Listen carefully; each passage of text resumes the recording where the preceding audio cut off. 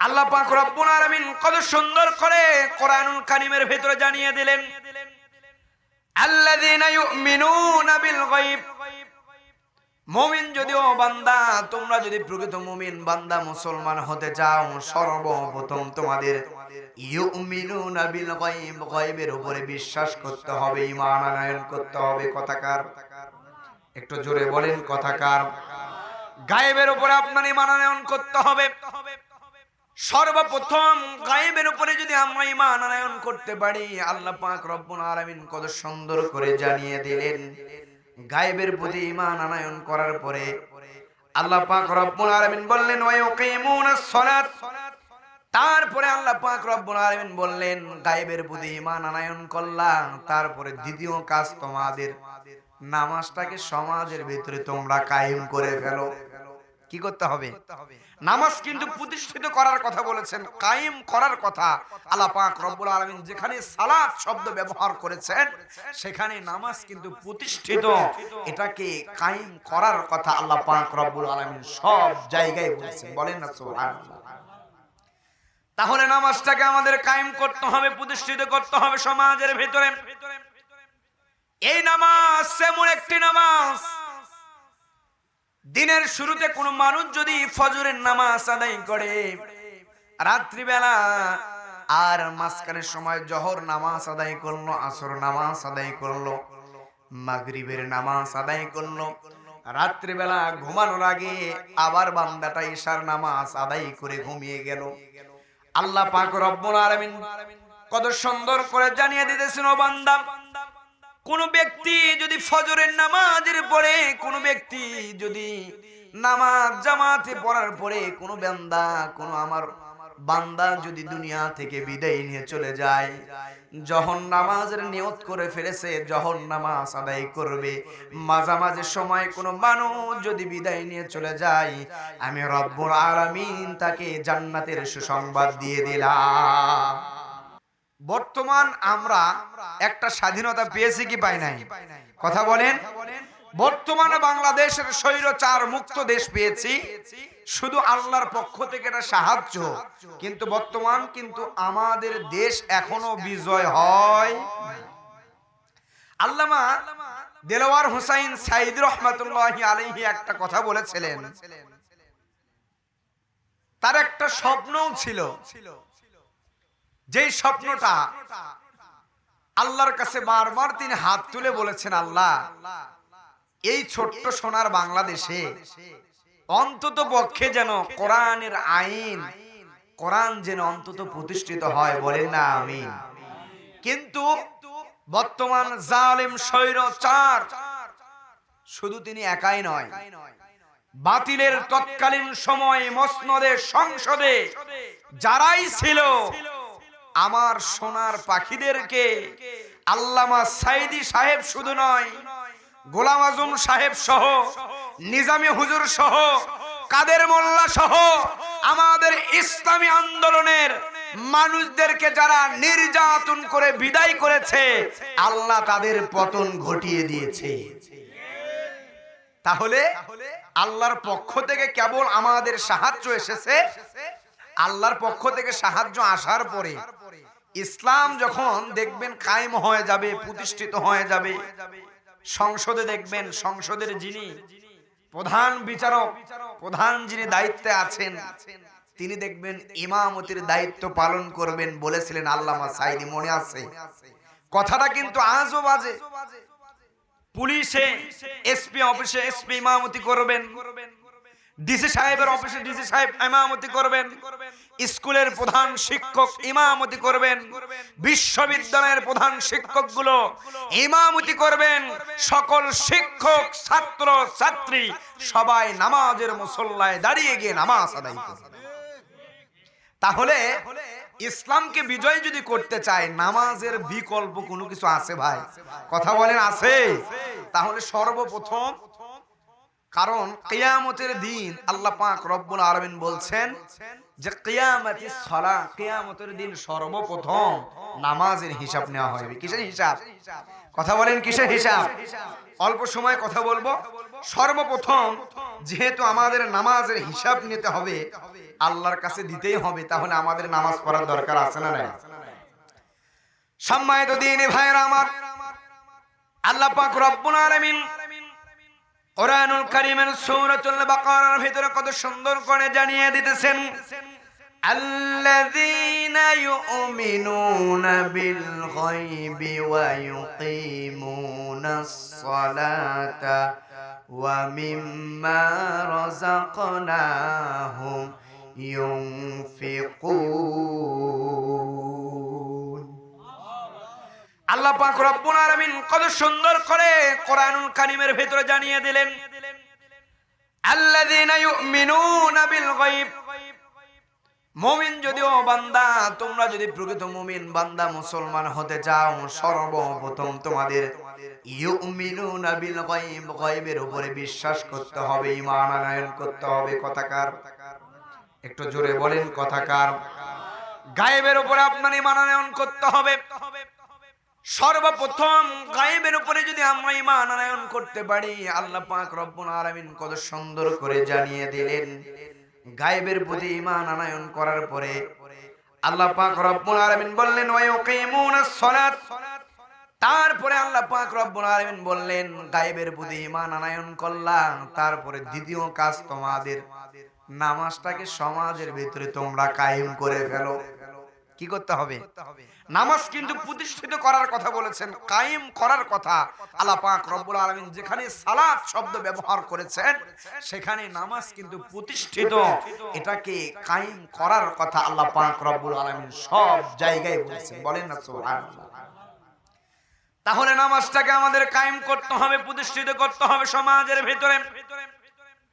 এই নামাজ এমন একটি নামাজ, দিনের শুরুতে কোনো মানুষ যদি ফজরের নামাজ আদায় করে রাত্রিবেলা, আর মাঝখানের সময় জোহর নামাজ আদায় করলো, আসর নামাজ আদায় করলো, মাগরিবের নামাজ আদায় করলো, রাত্রিবেলা ঘুমানোর আগে আবার বান্দাটা ইশার নামাজ আদায় করে ঘুমিয়ে গেল, আল্লাহ পাক রব্বুল আলামিন কত সুন্দর করে জানিয়ে দিতেছেন, ও বান্দা, কোন ব্যক্তি যদি ফজরের নামাজের পরে, কোন ব্যক্তি যদি নামাজ জামাতে পড়ার পরে কোন বান্দা, কোন আমার বান্দা যদি দুনিয়া থেকে বিদায় নিয়ে চলে যায়, যখন নামাজের নিয়ত করে ফেলেছে, যখন নামাজ আদায় করবে, মাঝামাঝি সময় কোন মানুষ যদি বিদায় নিয়ে চলে যায়, আমি রব্বুল আলামিন তাকে জান্নাতের সুসংবাদ দিয়ে দিলাম। এই নামাজ এমন একটি জিনিস, যে নামাজ পড়লে শরীরের সব ক্লান্তিগুলো দূর হয়ে যায়, যেই নামাজ আদায় করলে শরীরের যতগুলো ক্লান্তি আছে, সারা দিনের যতগুলো চিন্তা আছে, সব চিন্তাগুলো মুক্ত করে দেন কে? কথা কন না কেবারে, মুক্ত করে দেয় কে? সম্মানিত দ্বীনি ভাইরা আমার, তাহলে সমাজের ভিতরে ওয়াকিমুনাস সালাত, এই সমাজের ভিতরে নামাজটাকে কায়েম করতে হবে। বাস্তবায়নের রূপে আমরা দেখতে চাই কি চাই না নামাজ কায়েমটা? কথা বলেন, দেখতে চাই কি চাই না?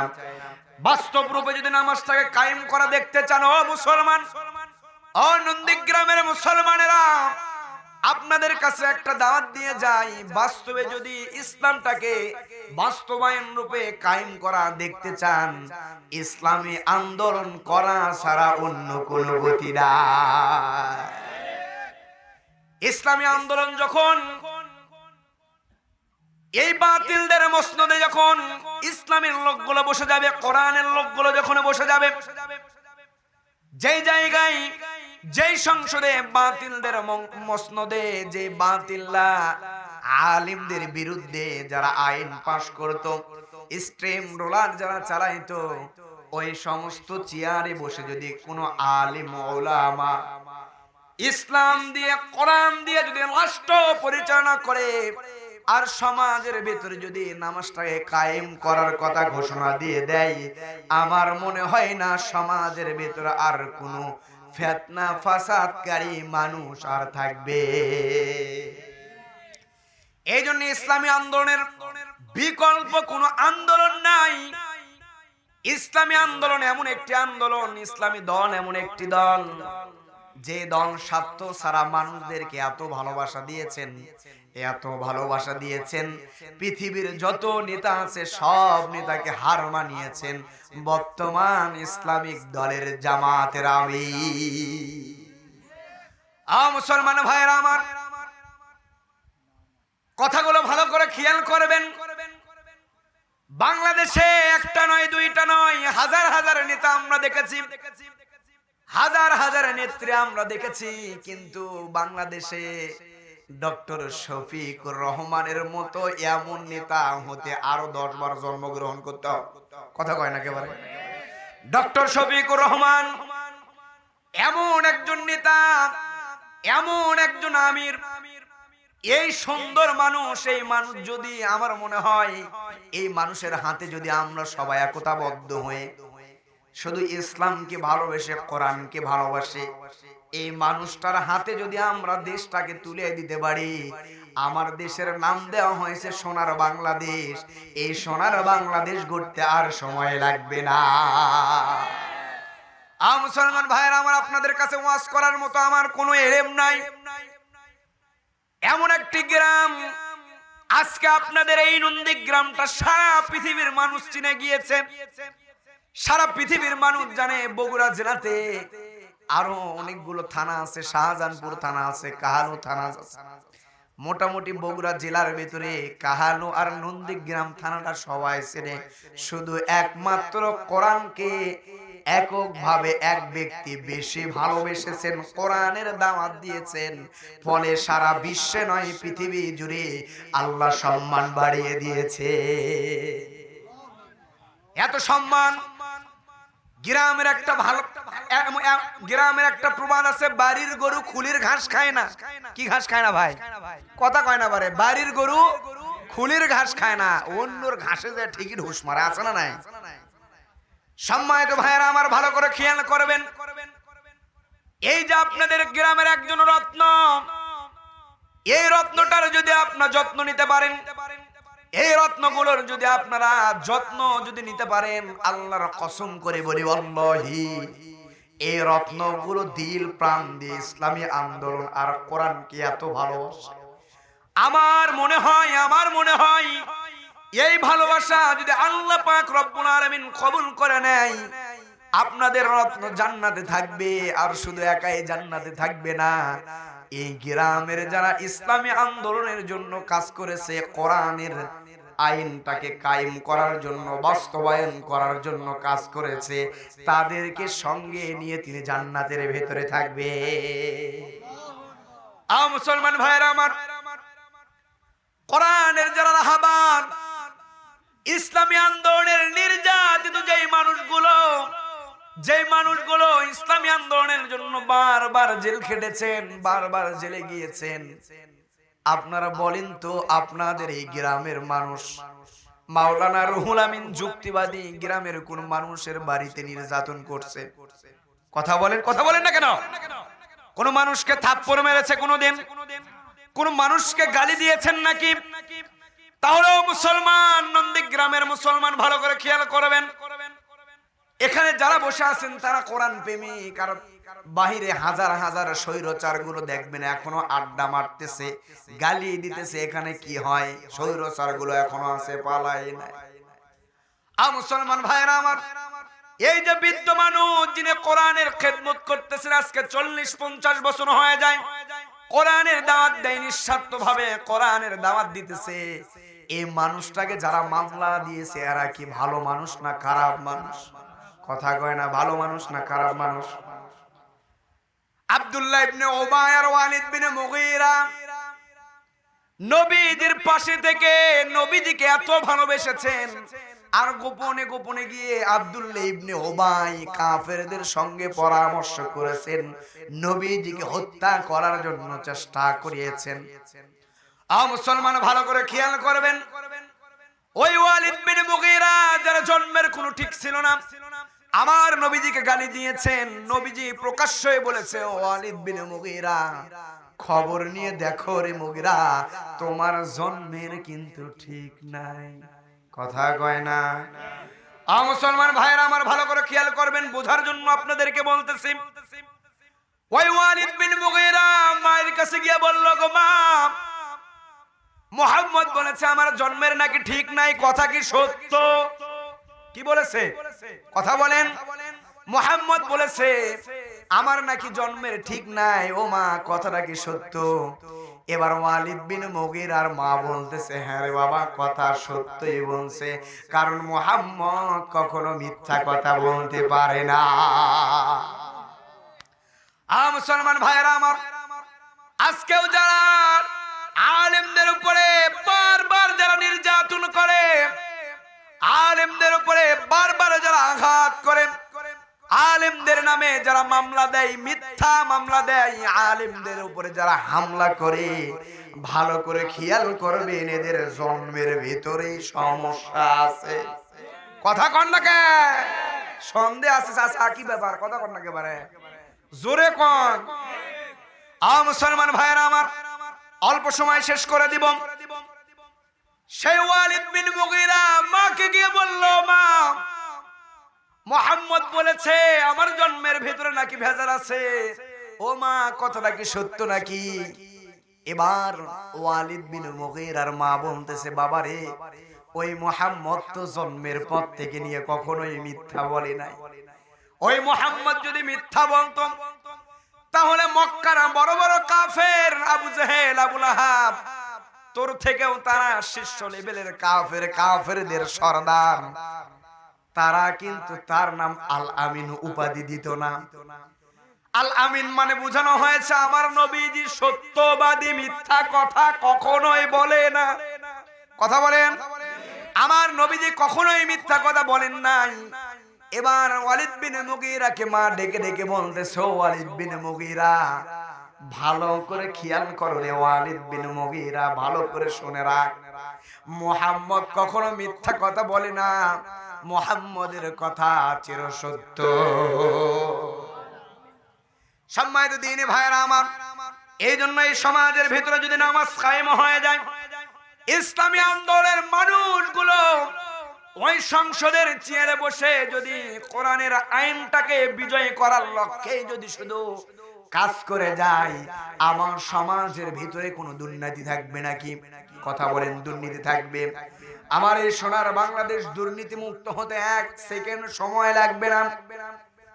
মুসলমান ভাইরা, আপনাদের কাছে আজকে একটা দাওয়াত নিয়ে যাই। এখানে ওয়াজ করার মতো আমার কোনো ইলম নাই, হাজার হাজার এখানে আলেম ওলামা বসে আছেন। মুসলমান ভাইরা আমার, অন্তত পক্ষে আমার এই সোনার বাংলাদেশে হাজার হাজার দলকে আপনারা সুযোগ দিয়েছেন, সময় দিয়েছেন। আপনাদের কাছে অনুরোধ করে একটা কথা বলে যেতে চাই, একবার কি ইসলামী দলকে একটু সুযোগ দেওয়া যাবে না? ভাই কথা বলেন, দেওয়া যাবে না? মুসলমান ভাইরা আমার, একবার সুযোগ দিয়ে দেখেন, আমার এই বাংলাদেশকে যদি আলেমরা যদি ইসলামী আন্দোলনের মানুষ যদি পাল্টিয়ে না দেয়, মুসলমান আপনাদেরকে বলে যাব, এই বাংলাদেশে ইসলামী আন্দোলনের যতগুলো মানুষ আছে তাদেরকে আপনি ফাঁসি দিয়ে বিদায় করে দিবেন, বাতিলরা হাসবে, বাধা দেওয়ার মতো কেউ থাকবে না। মুসলমান, একটা সুযোগ আপনাদের কাছে চাই, অনুরোধ করে একটা সুযোগ আপনাদের কাছে চাই, অনুরোধ করে আপনাদেরকে বলতে চাই, যে মানুষগুলো কোরআনকে নিঃস্বার্থভাবে ভালোবেসেছে, যে মানুষগুলো ইসলামী আন্দোলনকে বড় ভালোবাসে, সেই মানুষদেরকে একবার ভালোবাসে দেখেন, আমার এই সোনার বাংলাদেশটাকে জান্নাতের রূপে রূপান্তরিত করে ফেলবে। মুসলমান, ও মুসলমান ভাইরা আমার, নবীর সিরাত আর এই সিরাতুন নবী সাল্লাল্লাহু আলাইহি ওয়াসাল্লামের মাহফিল, অর্থাৎ নবীর জীবনে কি নবী কি রাজনীতি করছেন কি করেন নাই? কথা বলেন, করছেন কি করেন নাই? নবী কোন রাজনীতি করেছেন? ইসলামের রাজনীতি না ইসলাম ছাড়া রাজনীতি? নবী কোন রাজনীতি করেছেন? কোরআন দিয়ে রাজনীতি না কোরআন ছাড়া রাজনীতি? মুসলমান ভাইয়েরা আমার, আমার নবীজি একজন আদর্শ বাবা ছিলেন, আদর্শ নানা ছিলেন। আমার নবীজি একজন আদর্শ শাসক ছিলেন। আমার নবীজি একজন আদর্শ রাষ্ট্রপতি ছিলেন। আমার নবীজি একজন আদর্শ আরব প্রেমিক ছিলেন। আমার নবীজি একজন আদর্শ রাখাল ছিলেন। আমার নবীজি সারা দুনিয়ার জন্য রহমত ছিলেন। মুসলমান ভাইরা আমার, আমার নবীজি দুনিয়াতে আল্লাহ পাক রব্বুল আলামিন ওয়া মা আরসালনাকা ইল্লা রাহমাতাল লিল আলামিন। আমার নবীজিকে আল্লাহ পাক রব্বুল আলামিন সারা দুনিয়ার জন্য রহমত হিসেবে পাঠিয়ে দিয়েছেন। নবীজিকে আমার কোরআন দিয়ে পাঠিয়ে দিয়েছেন। আমার নবীজি কোরআন দিয়ে নামাজের কথা বলেছেন। আমার নবীজি কোরআন দিয়ে যাকাতের কথা বলেছেন। কোরআন থেকে হজের কথা বলেছেন। কোরআন দিয়ে সত্য কথা বলেছেন। কোরআন দিয়ে আমার নবীজি রাষ্ট্র চালিয়েছেন। কোরআন দিয়ে আমরাও নবীর ওয়ারিস হিসেবে রাষ্ট্র চালাতে চাই। মনে রাখবেন মুসলমান, কোরআন দিয়ে রাষ্ট্র চালাতে যদি কোনো বাতিল বাধা দেয়, মনে রাখবেন নিঃসন্দেহ এরা মুনাফিক। মুসলমান, অল্প সময় কথাগুলো শেষ করে দেব। আমার অসমাপ্ত আলোচনা এখানে শেষ করে দেব। সর্বশেষ আপনাদেরকে একটা অনুরোধ জানাই, ইসলামী আন্দোলনে মানুষদেরকে একটা সুযোগ দেবেন। তারা দেখেন আমার এই সোনার বাংলাদেশটাকে কিভাবে সুন্দর করে সাজিয়ে তুলতে পারে বলে আমিন।